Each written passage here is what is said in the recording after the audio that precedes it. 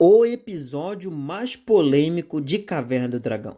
Galera, ao longo de seus episódios, poucos na verdade, né, mas muito importantes episódios de Caverna do Dragão, tivemos episódios que acabaram sobressaindo sobre outros, sendo melhores e mais interessantes do que outros. Mas esse que eu vou falar agora é um episódio polêmico e que causou certas situações ali envolvendo os personagens e também a própria fandom da obra. No episódio O Cemitério dos Dragões, que é o episódio 20 de Caverna do Dragão, a gente vê os garotos novamente tentando ir para casa. Mais uma vez, uma oportunidade que aparece para eles voltarem para casa. O Vingador novamente impede eles voltarem para casa e isso acaba frustrando todos eles ali. O Bob ele chora e o Hank acaba pensando numa maneira de acabar com isso. Ele fala: precisamos derrotar o Vingador. A situação toda, ele acaba sugerindo Tiamat, que é o principal vilão ali do próprio Vingador, que bateria de frente com os poderes dele. E acaba falando com o Mestre dos Magos, o Mestre dos Magos até se sente acuado por conta da pressão dos garotos, acaba cedendo, falando que o Tiamat vive no Cemitério dos Dragões. E após eles encontrarem o próprio Tiamat, eles acabam conseguindo levar o Vingador até o Cemitério dos Dragões, com a própria ajuda do próprio Tiamat. E nessas situações todas, ao desenrolar desse episódio, vemos que os poderes das armas dos garotos se fortalecem dentro desse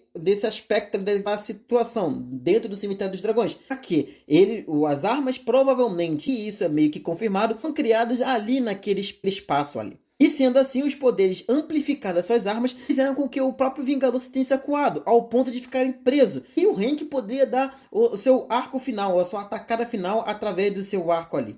Após os eventos daquela situação, um diálogo que ele pensa que talvez não seria valer a pena ele matar o Vingador, acaba libertando ele dessa situação, dizendo que talvez, que naquela situação, no caso, ele não seria melhor que o Vingador, seria tão ruim quanto ele se tivesse destruído. Então esse episódio causou muitas polêmicas por conta da sua situação pesada, mas ao mesmo tempo faz sentido. Eles estão presos naquele mundo e eles não aguentam mais ficarem ali e todas as oportunidades que ele tem de ir para casa, o Vingador sempre quebrava eles de alguma maneira, fazendo com que ele sempre permanecesse no reino. Então, esse para mim é o melhor episódio de Caverna do Dragão no quesito história, em sentido de uma situação pesada que cai em torno de todos os personagens nesse episódio do Cemitério dos Dragões.